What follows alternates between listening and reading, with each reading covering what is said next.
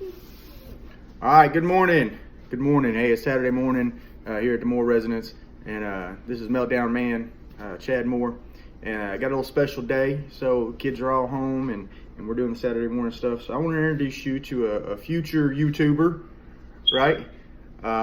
Cash Moore is my son, and he was wanting to be in a YouTube video, so here we go. We get to make his lifelong dream come true. Cash Moore? All right. So look, today's video, we're talking about something here. Step in front, like we're talking about something today, and it's leadership versus management, and a couple other key points on that. So I'm going to ask our special guest, Cash Moore. Cash Moore, what do you think a good leader is? Someone who helps and not bossy. Someone who helps and not bossy. Hey, you heard it first from the man, Cash Moore. Okay. All right. Thanks, baby.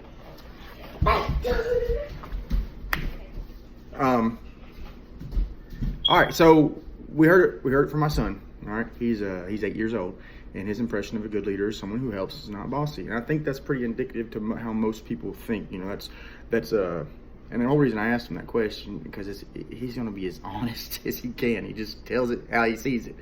So, a couple things I want to do when we start comparing management and leadership, and it's ultimately what I want to do in this video, is when I think about these things, I really like to go to the dictionary and start looking at the definition of what these words are.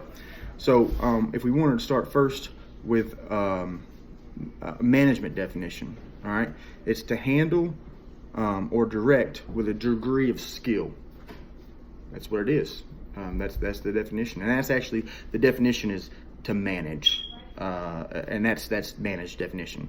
Now, if we go to a leader definition or leadership's definition, when you start with the word leadership, it actually starts kind of broad, and it says things like actions of leading a group. Well, okay, that doesn't really help us a whole lot. And so I looked up leader, and it says the person that leads the group. I'm like, okay, that makes sense too. So I just went to lead. What is the definition of lead? And it says to go with one by holding their hand or by rope, meaning a tether. You're tied to them. So ultimately, the leader is connected to the group and is with the group during the process.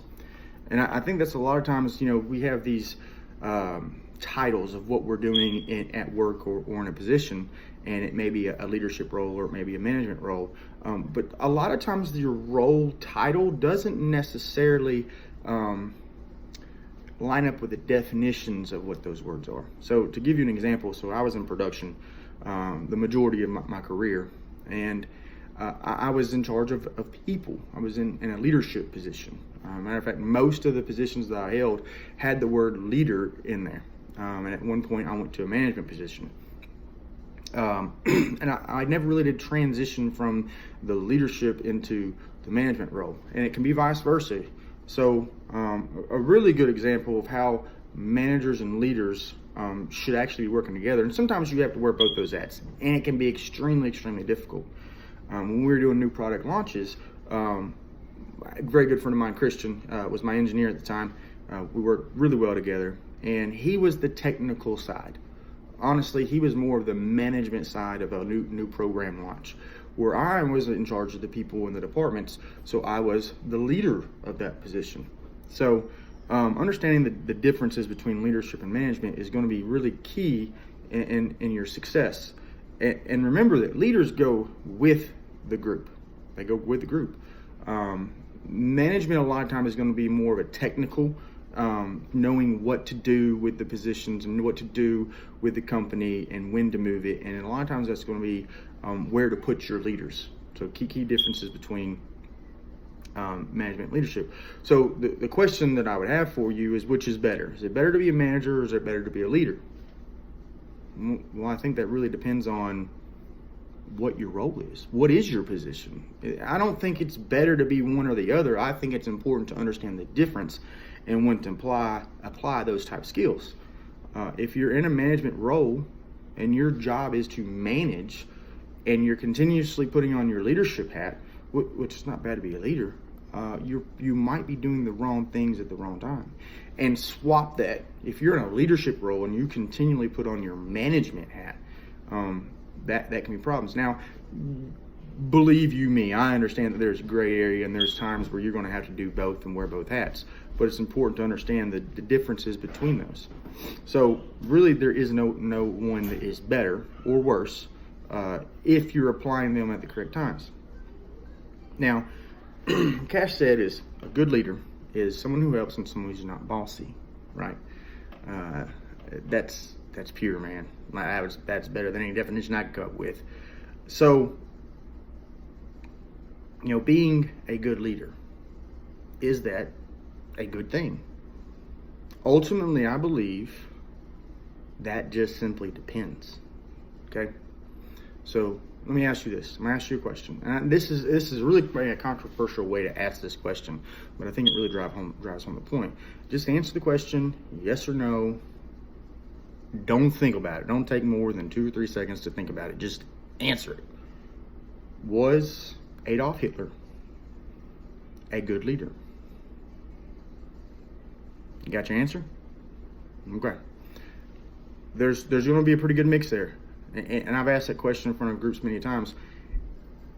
And an overwhelming majority will say, no, Hitler was not a good leader.